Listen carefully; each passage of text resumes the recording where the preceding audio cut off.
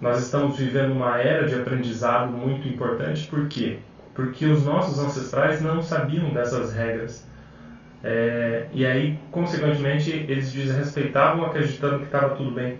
E em função disso, possivelmente, nós vivemos conflitos pela epigenética, ou seja, nós recebemos essas memórias dos nossos ancestrais, elas estão aqui dentro.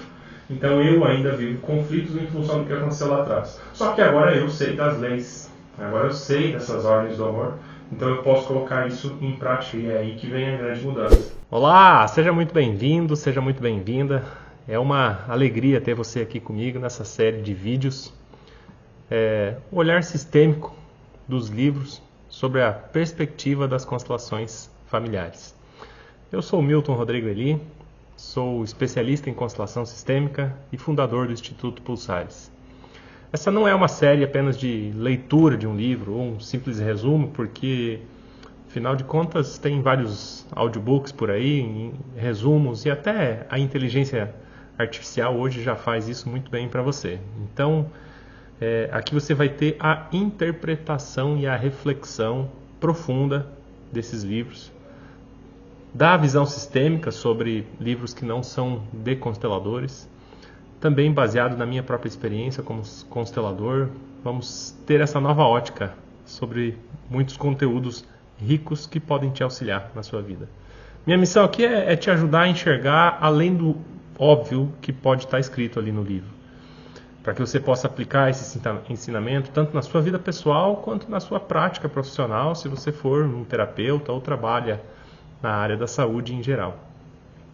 Aqui nós vamos muito além das palavras escritas, nós vamos explorar os significados ocultos dos livros e como eles se manifestam nas dinâmicas familiares. Até porque muitos livros sistêmicos, muitos livros do próprio Bert Hellinger, criador da constelação, trazem os conteúdos de uma forma muito filosófica, o que amplia a sua compreensão. Então, muitas das vezes, as pessoas têm distintas compreensões sobre esses conteúdos, e é isso que nós vamos fazer aqui. Essa série de vídeo nasceu a partir de um pedido dos meus próprios alunos no meu curso de constelação sistêmica. No curso eu indico uma lista de livros enorme para os alunos que querem aprofundar, e percebi que muitos alunos enfrentam dificuldades para encontrar tempo para ler, e quando leem não sabem exatamente a interpretação daqueles conteúdos, justamente porque os conteúdos muitas das vezes estão muito filosóficos. Então, pensando nisso, eu criei essa série especial de vídeos para trazer uma visão mais acessível e prática sobre esses livros. Não só para os alunos, mas também para você que está aqui agora e quer participar.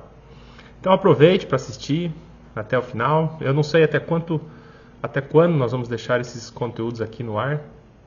O que eu sei é que esses vídeos vão ficar por pouco tempo aqui e depois estarão disponíveis somente para os alunos na nossa área de membros do curso. Por isso, não deixe para depois, aproveite agora. E o assunto de hoje, vamos lá, é justamente um dos primórdios, um dos princípios dos livros de Bert Hellinger, que é esse livro aqui, Ordens do Amor. É um livro de 424 páginas, então tem muito conteúdo aqui. E em alguns momentos eu vou estar apenas trazendo a reflexão, apenas trazendo o conteúdo para você.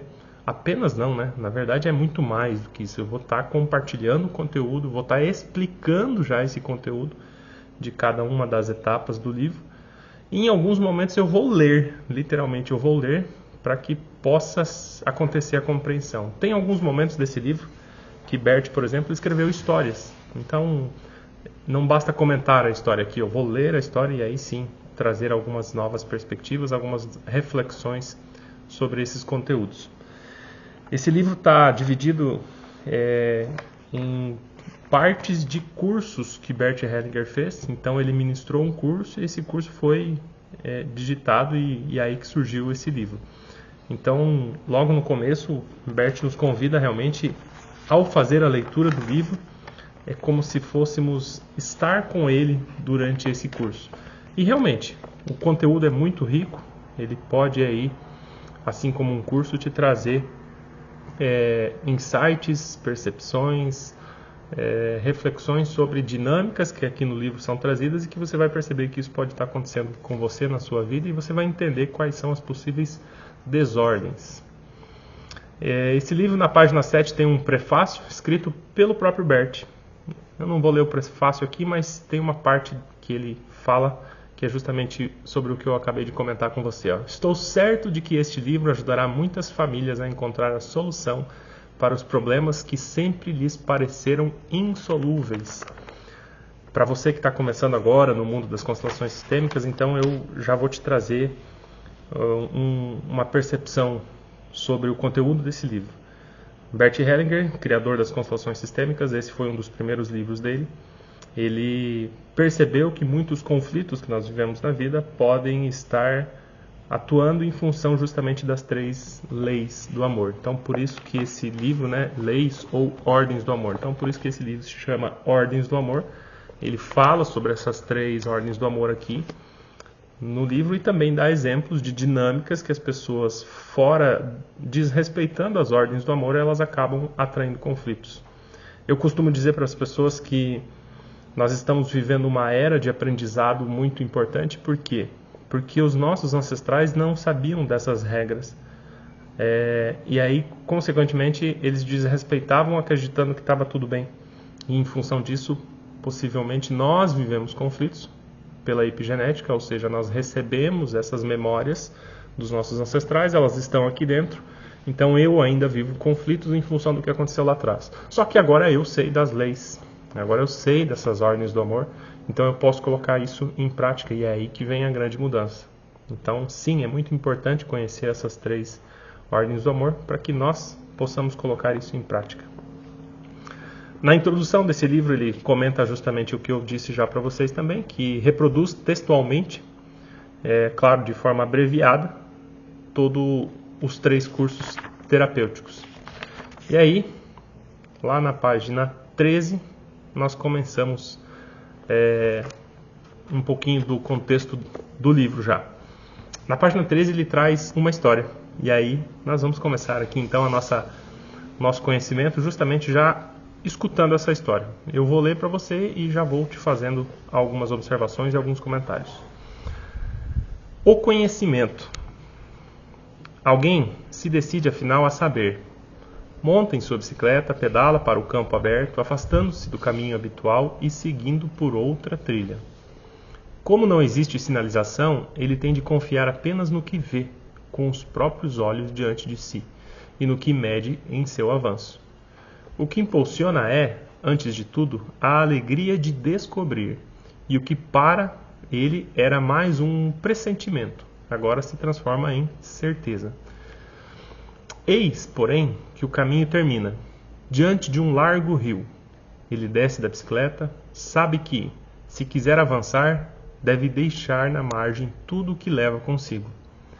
Perderá o solo firme, será carregado e impulsionado por uma força que pode mais do que ele, a qual precisará entregar-se.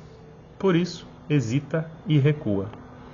Pedalando de volta para casa, dá-se conta de que pouco conhece do que poderia ajudar e dificilmente conseguirá comunicá-lo a outros. Já tinha vivido por várias vezes a situação de alguém que corre atrás de outro ciclista para avisá-lo de que o paralama está solto. Ei, você aí! O seu paralama está batendo. O quê? O seu paralama está batendo. Não consigo entender, responde o outro. O meu paralama está batendo. Alguma coisa deu errado aqui, pensa ele. Pisa no freio e dá meia volta. Pouco depois, encontra um velho mestre e pergunta-lhe: como é que você consegue ajudar outras pessoas? Elas costumam procurá-lo para pedir conselho em assuntos que você mal conhece. Não obstante, sente-se melhor depois? O mestre lhe responde: quando alguém para no caminho e não quer avançar, o problema não está no saber. Ele busca segurança quando é preciso coragem e quer liberdade quando o certo não lhe deixa essa escolha. Assim fica dando voltas. O mestre, porém, não cede ao pretexto e à aparência. Busca o próprio centro e, recolhido nele, espera por uma palavra eficaz, como quem abre as velas e aguarda pelo vento. Quando a outra pessoa chega, encontrará no mesmo lugar, aonde ela própria deve ir. E a resposta vale para ambos. Ambos são ouvintes. E o mestre acrescenta: no centro sentimos leveza. Assim encerra essa história, que Bert, com bastante clareza, quer nos mostrar uma parte da própria jornada dele. Porque ele é o cara que se deparou em frente ao rio e percebeu que tinha que deixar as coisas para trás se ele quisesse avançar. É claro que, contando a história, ele fala que volta. Ele fala que volta justamente para encontrar o mestre e ter essa reflexão através da história. Mas a vivência do Bert diante do conhecimento das constelações sistêmicas foi justamente isso. Ele percebeu que ele tinha que deixar tudo aquilo que era um solo fértil, né, um solo seguro. É isso que eu quis dizer, não fértil, seguro. Então, no solo seguro seria o conjunto de terapias que já existem, até quando ele descobriu as constelações sistêmicas. Então, até na década de 80, o conjunto de terapias era psicanálise, enfim, muitas outras tipos de psicoterapias, mas todas elas muito fundamentadas num conceito muito seguro, para passar segurança para as pessoas diante daquilo que era possível perceber. E as constelações não, elas vêm com algo novo, que é a demonstração de um campo mórfico. Claro que hoje a gente já sabe isso, mas imagina lá na década de 80, Bert se deparando com uma pessoa que passa a sentir coisas que é de outra pessoa. Como isso pode acontecer, né? Como acontece essa transmissão de sensações, que é o que acontece durante as constelações. Então é onde ele percebeu que ele precisava largar o campo seguro e estar disposto a entrar no novo, né? Ao contrário daquele ciclista que vai atrás de outro ciclista, ele está sempre talvez com o conflito dele, querendo que o outro resolva, mas o outro não vai resolver enquanto ele não perceber que precisa resolver. Então ele coloca um pouquinho do ciclista ali justamente para perceber que, para que ele pudesse dar esse passo além, ele tinha que estar muito bem resolvido, ele tinha que estar muito bem decidido, e é o que ele fez. Ele decidiu que ele ia confiar em tudo aquilo que estava vindo e deu o passo adiante para que as constelações começassem a acontecer e atuar, literalmente. Logo em seguida, Bert traz um conteúdo falando sobre o caminho científico e o caminho fenomenológico do conhecimento. Ele diz que o primeiro, ou seja, o caminho científico, ele é exploratório e quer abarcar alguma coisa até então desconhecida. É isso que nós vemos justamente com a ciência, né? É como se a ciência fechasse um círculo e colocasse lá dentro aquilo que ela considera científico, aquilo que ela consegue comprovar. Então, realmente, a ciência ela quer abarcar, ela quer falar assim, olha, isso aqui tem o selo de científico. Mais tarde nós vamos perceber que a ciência acaba fazendo com isso, sem a intenção, mas acaba fazendo com que as pessoas cheguem a conclusões de que aquilo que não é científico não é real, ou aquilo que não é científico não é bom. Mas a ciência não fala isso, né? É apenas as pessoas que acabam considerando. Ah, é científico? Não, não é. Ah, então não tem valor. E aí Bert já nos faz abrir um pouquinho a mente justamente, será? Será que não tem valor? Ou é porque a ciência ainda não consegue compreender isso? Ou porque a ciência ainda não abarcou isso? Um exemplo muito simples para falar sobre isso é justamente o contexto, o conteúdo de Deus. Afinal de contas, né? Deus existe ou Deus não existe? Para a grande maioria dos cientistas, Deus existe. Mas Deus não é científico. Não tem como dizer que Deus é científico, porque a ciência que nós temos hoje, a atual ciência, ela fala que para ser comprovado científico é preciso ser mensurado, inclusive testado, e não é uma coisa que nós conseguimos fazer com Deus. Porém, como eu disse, a maioria dos cientistas concordam com a existência de Deus. Então, aí já observamos uma grande incoerência. E essa incoerência é justamente trazida por Bert na reflexão do caminho científico e do caminho fenomenológico. Então, o segundo movimento, que é o caminho fenomenológico, ele comenta que não é mais um tipo de olhar para aquilo especificamente, é olhar para o todo. Esse sim é o caminho fenomenológico. Quando nos deixamos levar por esse movimento diante de uma paisagem, por exemplo, de uma tarefa ou de um problema, notamos como nosso olhar fica simultaneamente pleno e vazio. Quando conseguimos olhar para o todo, já estamos mais no aspecto fenomenológico do que no tradicional aspecto científico. E aí aqui Bert já começa a falar um pouquinho sobre o processo, né, o processo desse caminho fenomenológico. Na verdade ele está falando sobre o processo da constelação, como ela acontece, né? Ela é uma terapia fenomenológica, então o processo acontece justamente mergulhando nessa fenomenologia, mergulhando nesse processo de despreocupação com o científico e atento ao todo. Esse caminho do conhecimento exige, portanto, um esvaziar-se de ideias, de sentimentos, de vontade e de julgamento. Quando eu consigo me esvaziar de tudo isso, eu estou no processo fenomenológico. E aí é onde podem brotar as informações, onde pode surgir as respostas, porque eu estou conectado com esse processo fenomenológico. Então, em seguida, Bert fala sobre a renúncia, né? Que eu tenho que renunciar justamente à intenção. Claro que aqui ele está falando justamente de um processo de terapia. Então, quando uma pessoa, por exemplo, me procura, eu como terapeuta, eu sei que ela tem um problema, ela tem um conflito, eu não posso ter a intenção de querer resolver o problema dela.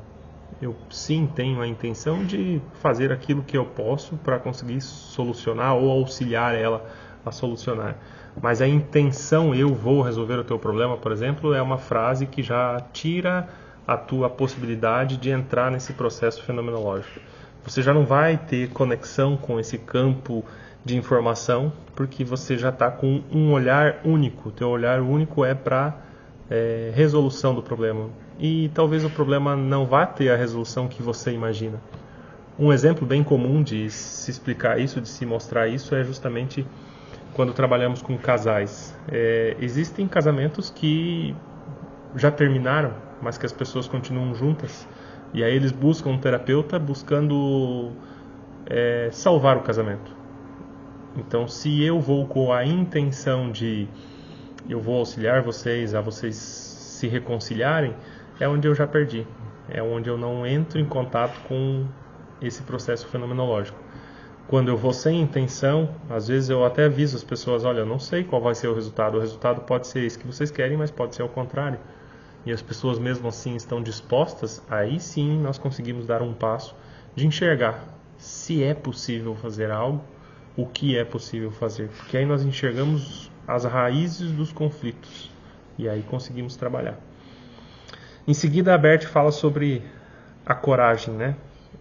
O segundo pressuposto para essa compreensão é o destemor. Quem teme o que a realidade traz à luz coloca uma viseira nos olhos. E quem receia o que outros vão pensar ou fazer quando diz o que percebeu, fecha-se a um novo conhecimento. Então, aqui é algo que eu já vivenciei muitas vezes, né? Às vezes uma constelação nos traz uma informação muito forte e o constelador, se ele teme falar aquilo para as pessoas que estão assistindo a uma constelação, é onde não vai ter resultados. Então Bert fala aqui que a coragem é justamente diante de qualquer situação, por mais drástico que seja a questão aqui, eu preciso dizer isso. Porque dizer isso é justamente tratar a raiz do ferimento que a pessoa está te procurando. Em seguida ele continua, né? Aquele que, como terapeuta, teme defrontar-se com a realidade de um cliente, por exemplo, a de que lhe resta pouco tempo de vida, transmite-lhe medo, dando-lhe a ver que a terapeuta não está à altura dessa realidade. Então, se uma pessoa vem com um câncer, buscando a cura do câncer, e de repente eu vejo na constelação que não tem cura, se o próprio terapeuta sente medo naquele momento, ou sente receio, fica preocupado com aquilo que ele está vendo, é onde ele já não está mais em conexão com a verdadeira realidade. Eu recordo de uma vez que eu fui constelar uma mulher que realmente tinha um câncer também, e a constelação me mostrou exatamente isso, que não tinha o que ser feito. Eu estava no começo da minha jornada, fiquei um pouco receio, pensando, poxa, como eu vou falar isso para ela, né? Eu não me abalei, mas pensei, poxa, que pesado ter que falar isso para ela, né? Mas aí eu lembrei das palavras de Bert, né? Que aquilo que a constelação nos mostra é sim o que tem que ser dito.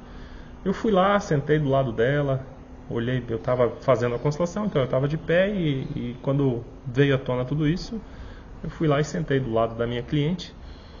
Quando eu olhei para ela, ela olhou para mim e falou assim, eu já entendi, Milton. Então eu nem precisei falar porque ela mesmo já entendeu.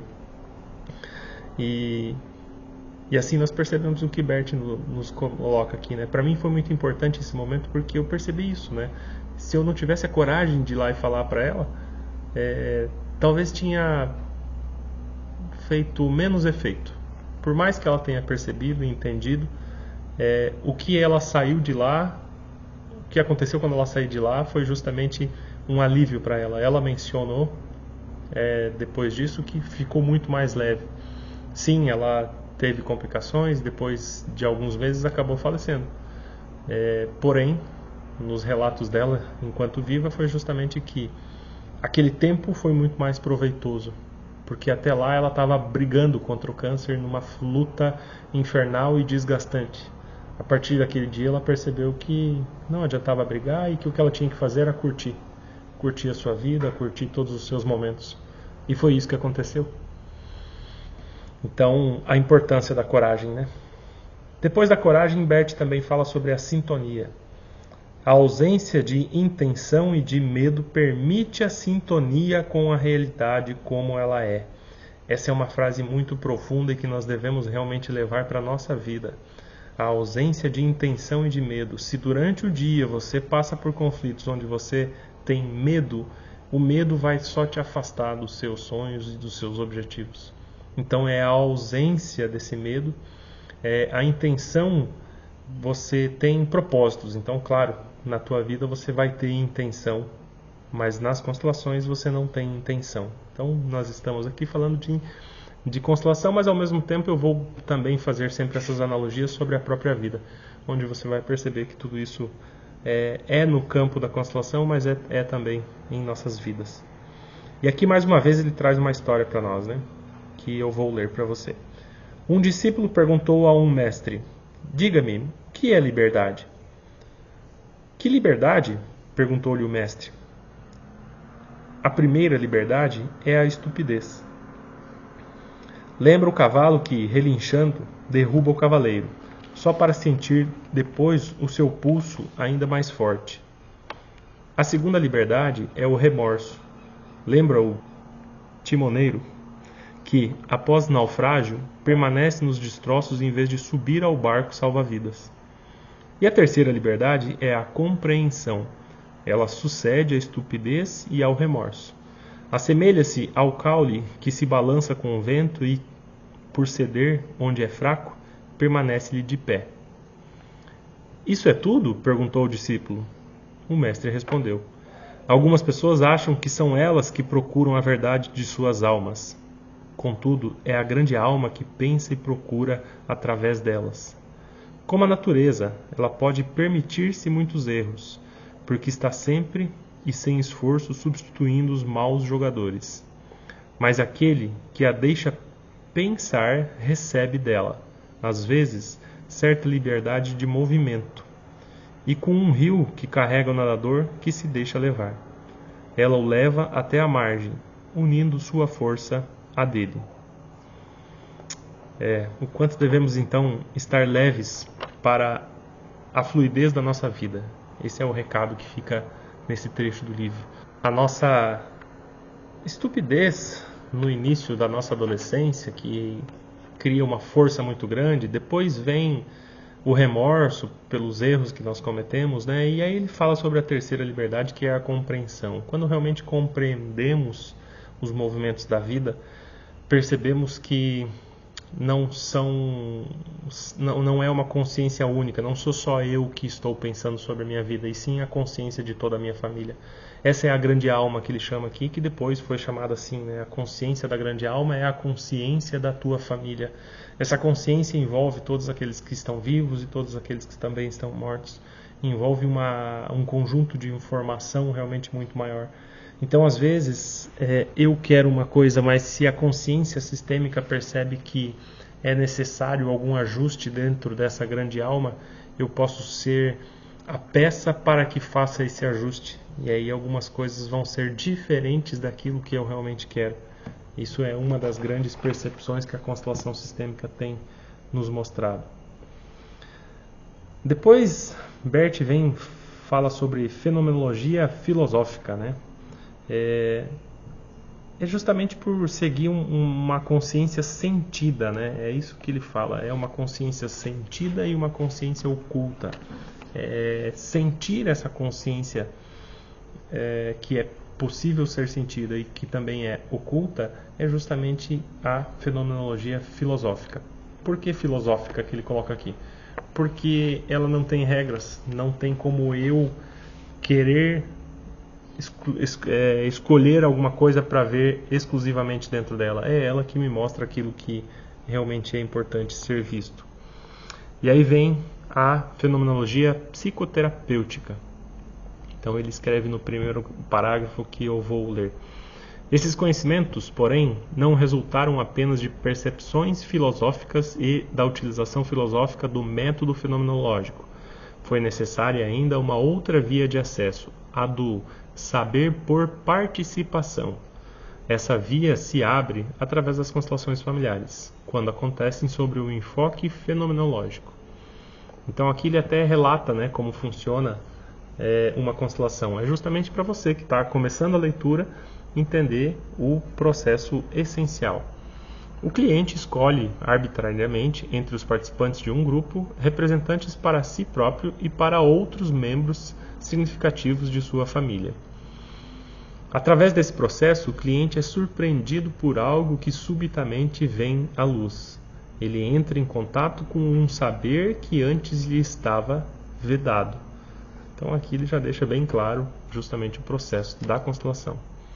No trabalho com as constelações, fica evidente que entre o cliente e os membros do seu sistema atua um campo de força que é dotado de saber e transmite através da simples participação essas informações.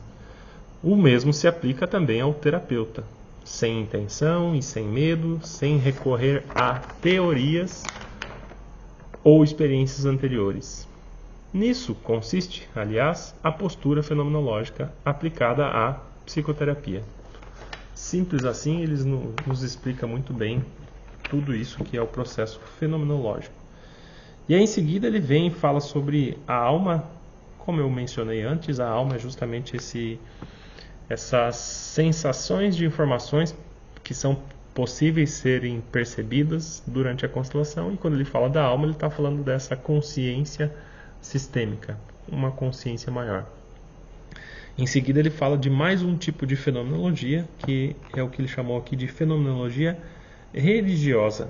E aí ele traz justamente mais uma história. Vamos juntos escutar. Alguém nasce na sua família, na sua pátria, na sua cultura. Desde criança ouve falar do seu modelo, professor e mestre, e sente um desejo profundo de tornar-se como ele. Junta-se a pessoas que têm o mesmo propósito, disciplina por muitos anos e segue seu grande modelo, até que se torna igual a ele, até que pensa, fala, sente e quer como ele. Entretanto, julga que ainda lhe falta alguma coisa. Assim, parte para uma longa viagem, buscando transpor talvez uma última fronteira na mais distante solitude. Passa por velhos jardins, há muitos abandonados, onde apenas continuam florescendo rosas silvestres. Grandes árvores dão frutos todos os anos, mas eles caem esquecidos no chão porque não há quem os queira. Daí para frente começa o deserto. O viajante é logo cercado por um vazio desconhecido. Para ele, todas as direções se confundem e as imagens que esporadicamente aparecem diante dele são reconhecidas como vazias. Caminha ao sabor dos impulsos.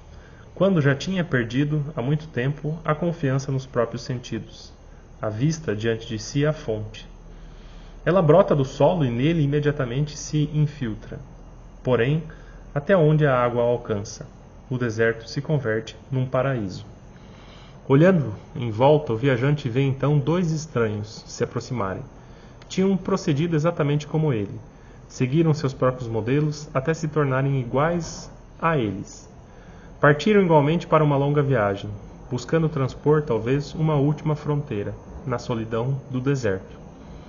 E, como ele, encontraram a fonte. Juntos, os três se curvam, bebem da mesma água e acreditam que estão perto de atingir a meta. Depois dizem seus nomes. Eu me chamo Gautama, o Buda. Eu me chamo Jesus, o Cristo. E eu me chamo Maomé, o Profeta. Então chega a noite e acima deles brilham as estrelas, como sempre brilharam, extremamente distantes e silenciosas. Os três se calam. Um deles sabe que está mais próximo do grande modelo do que jamais estiveram antes. É como se pudesse, por um momento, pressentir o que ele sentira quando conheceu a importância, a frustração, a humildade. E como deveria sentir-se se conhecesse igualmente a culpa. E julgou ouvi-lo dizer: se vocês me esquecessem, eu teria paz. Então aqui ele está querendo dizer que se esses três buscadores esquecessem Deus, Deus teria paz. Na manhã seguinte, ele retorna, fugindo do deserto. Mais uma vez, seu caminho o leva para jardins abandonados, até que chega a um jardim que lhe pertence. Diante da entrada está um velho, como se estivesse esperando por ele. O velho diz: quem vai tão longe e encontra, como você, o caminho de volta, ama a terra úmida. Sabe que tudo que cresce também morre, e quando acaba, nutre. Sim, responde o outro, eu concordo com a lei da terra. E começa a cultivá-la. Assim termina a história. O que Bert nos quer dizer aqui então, né? Primeiro que somos todos iguais diante do Criador de tudo isso. Segundo que, sim, nós devemos estar em contato com essa consciência superior e ao mesmo tempo devemos estar aqui para fazer algo. Estar aqui para viver. Esse é o recado que ele quer transmitir com essa história. É viver. É saber que os conflitos que às vezes te tiram tantas as forças, eles vão existir. E que se você entender que você está aqui com a sua vida, podendo viver, isso é muito mais grandioso. E isso realmente te coloca em conexão com o divino. Então, em outras palavras, o que ele quer dizer aqui é: vamos viver, vamos aproveitar a vida. Bem, gente, em seguida, Bert vem e fala sobre o primeiro evento dele, o primeiro curso, né, do livro. Então aqui é o primeiro dia desse primeiro curso. No primeiro dia, ele começa justamente atendendo a Carly, é o nome da pessoa que ele vai atendendo. E ele já começa fazendo um comentário, né? A adoção é perigosa. Então nós vamos falar agora sobre isso. A pessoa, Cal, né, ela se apresenta, fala que vive com uma mulher e um filho adotivo. Eles têm 4 filhos próprios. Também foram criados por eles 3 meninas da mesma idade de um dos filhos deles. Uma delas é mãe do filho adotivo que agora vive com eles. Então Bert escuta essa história, né, que ele está mencionando. E aí Bert só escuta isso e logo em seguida ele dá uma frase muito forte. Ele fala: você precisa anular essa adoção. Tanto que Carl até faz a pergunta: anular a adoção? Aí Hellinger fortalece, né? Você não tem direito a ela. A adoção é uma coisa perigosa. Quem a faz sem uma razão de força maior paga caro por ela, com seu próprio filho ou com sua parceira. Ele os sacrifica como compensação. Então olha que pesado isso, né? Aí depois Carl ainda fala, a relação dele com sua mãe natural continua como antes, né? Então ele quer tentar remendar falando assim, mas ele tem uma boa relação com a mãe. E aí Hellinger diz, a relação da criança com sua mãe natural não é a mesma de antes. Este é o lado mau. Você tirou da mãe e também do pai os seus direitos e responsabilidades. Aí Carl comenta, o pai é turco, está casado em uma segunda núpcias com uma turca, tem outros filhos com ela e abriu mão da relação com esse filho. E aí Hellinger afirma, por que a criança não pode morar com... Afirma não, pergunta, né? Por que a criança não pode morar com o pai? Carl responde, né? Sim, poderia. E aí Hellinger fala, o melhor lugar para a criança é lá. Não é um menino? Sim. Então o lugar dele é com o pai. Está claro. E aí Carl ainda fala que precisa refletir a respeito, né? E Hellinger conclui, você sabe o que aconteceu com refletir a respeito? É como a história daquele pastor que dizia, no fim de um retiro espiritual, caramba, depois do retiro preciso sempre de umas 6 semanas para voltar aos velhos hábitos. Então ele está querendo dizer ali que quando o cara fala preciso refletir a respeito, é porque a mente dele vai buscar argumentos para dizer que aquilo não é bom. E Bert Hellinger já deu de uma forma bem clara o que é bom. O que é bom é essa criança estar com o pai. Então logo em seguida, vamos fazer mais uma observação aqui sobre a adoção, né? Por que Bert fala que a adoção é perigosa? Primeiro porque muitas das vezes quando isso acontece nós excluímos os pais biológicos, né? Nós adotamos uma criança e não falamos, por exemplo, para ela que ela é adotada. Aí já acontece um movimento de exclusão. Assim como os pais biológicos também estão excluindo essa criança, não permitindo viver a experiência de estar com ela. Milton, mas às vezes isso não é possível. Sim, normalmente quando isso não é possível, ou seja, se uma mulher engravida não tem condições de cuidar desse filho, a adoção pode até ser uma força, isso é importante. O que deve ser levado em consideração é que essa adoção não pode acontecer para uma compensação. O que seria uma compensação? Eu não posso ter filhos, então eu vou adotar. Eu estou compensando, né? A grande tendência é que essa criança viva conflitos porque a compensação se torna pesada. Esse é um exemplo de uma situação em que se torna pesada. O contraponto desse exemplo é eu estar em paz com o fato de não poder ter filhos. Se eu estou em paz com isso, eu não preciso adotar. E aí, se acontecer alguma circunstância de uma criança sem estrutura, sem ter um lar e eu posso dar um lar para ela, isso se torna muito mais leve. E um outro ponto que reforça também é a não exclusão, né? Então, se você adota uma criança, é que ela saiba que é adotada. Esse é um ponto importante para que não haja exclusão dos pais biológicos. O inconsciente dela, né, todo o campo mórfico dela já sabe que ela não é daquela família biológica. Então, isso precisa ser dito. A partir do momento que isso é dito para a criança, fica leve para ela. Observamos em alguns outros livros que nós vamos trazer em outros vídeos aqui, como por exemplo O Pequeno Tirano. Ela demonstra justamente alguns casos de crianças que tinham muita agitação, muitos conflitos e que depois de ser levada essa informação, as crianças mudam a personalidade, mudam até as atitudes dela durante o dia, justamente porque começam a ficar em paz com a verdade. Seguimos então, gente. Em seguida, Bert fala sobre enfrentar o risco de expor-se, né?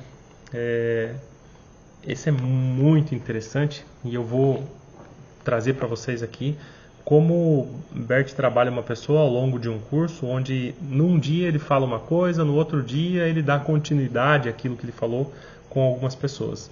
Então esse é justamente o caso de Brigitte. A Brigitte, ela fala que ela é psicóloga, que ela tem um consultório particular, que ela tem 4 filhas de um primeiro casamento. Mas olha que interessante, de repente ela está lá se apresentando, falando inclusive que no primeiro casamento dela o marido faleceu, que depois ela se casou novamente, mas de repente ela fala assim: vim aqui para aprender algo sem me esforçar muito. Quando ela fala isso, Bert já dá a resposta, né? Isso está fora de cogitação aqui. E aí ele pergunta para ela: o que você deseja realmente? Ou seja, ele percebeu que ela tem um conflito e ela está com medo de se expor. Então ele já vai lá na alma dela e pergunta: o que você realmente deseja? Ou seja, qual é o verdadeiro conflito que você quer solucionar? E aí ela responde, né? Gostaria de não entrar mais fundo do que eu possa suportar internamente. E aí Hellinger responde: acho arriscado demais admitir aqui a presença de uma pessoa que não esteja disposta a se expor, mesmo sobre o risco pessoal, pois tal atitude inibe a manifestação do íntimo. Portanto, quero adverti-la: nosso trabalho não se destina a espectadores. E aí ela faz alguns comentários e tal, e Bert reforça: já lhe expliquei as regras e você as entendeu. Com isso, está tudo em ordem para mim, mas gostaria de lhe contar ainda uma história. Então vamos a mais uma história. Nos Estados Unidos, ou melhor, o título da história, né? Quem recebe mais e quem menos. Nos Estados Unidos, um professor de psicologia chamou um estudante, entregou-lhe uma nota de $1 e outra de $100 e lhe disse: vá à sala de espera, lá estão sentados 2 homens. Dê a um a nota de $1 e a outra a nota de 100. O estudante pensou: esse cara está maluco. Então pegou o dinheiro, foi à sala de espera e deu uma nota de $1 e ao outro a nota de 100. Ele não sabia que o professor tinha secretamente dito a um dos homens: você receberá $1 e ao outro você receberá $100. Casualmente, o estudante deu a nota de $1 ao que esperava receber $1 e ao outro que esperava receber $100. Deu a nota de 100. E aí Hellinger, depois de contar a história, ele faz apenas um comentário, né? Curioso, agora me pergunto, o que essa história está fazendo aqui? O que essa história está fazendo aqui é justamente mostrar para essa mulher que ela veio para um curso para receber $100, mas que ela mesma já estava disposta a pegar somente $1. Que quem vai para um curso desse não tem como ter um processo de cura sem se esforçar muito. Mas afinal de contas, o que ela queria dizer com essa frase, se esforçar muito, né? Na verdade era sem se expor muito. Ela não queria ter que sentar lá do lado dele, por exemplo, para trabalhar alguma coisa. E aí, consequentemente, se ela não está disposta a isso, mesmo que tenham outras pessoas que estão indo lá trabalhando coisas profundas, ela também não entra em conexão com tudo isso, porque ela não está disposta à sua profunda conexão. Então, também já fica uma reflexão, né? Se você vai fazer um curso, esteja nesse curso. Principalmente se for um curso de terapia, esteja entregue, porque às vezes você vai assistir uma outra pessoa sendo terapiada e aquilo vai movimentar o teu campo de memória, aquilo vai movimentar as suas células e aquilo vai fazer um efeito em você. Mas se você tem medo, receios ou preocupações, mesmo com outro trabalhando lá, você não vai ter esses benefícios. Bem, pessoal, começamos então. O livro Ordens do Amor é um livro, como eu disse no começo, né, de mais de 400 páginas, e nós vamos aqui trazer em vários vídeos todo esse conteúdo rico desse livro.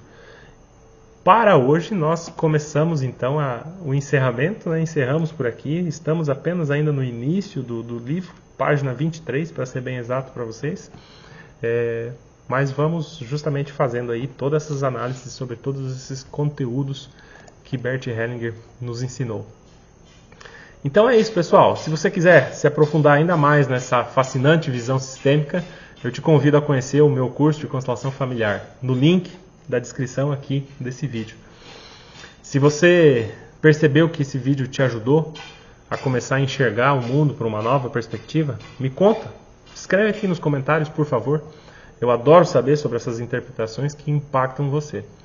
Aliás, se tem algum outro livro que você gostaria que trouxesse para essa série, escreve aqui embaixo que, quem sabe, pode ser o próximo livro do próximo vídeo. Valeu, pessoal! Então, muito obrigado. Se você gostou desse conteúdo, não deixa de dar o like, ajuda o canal a crescer, levar esse conhecimento para mais pessoas.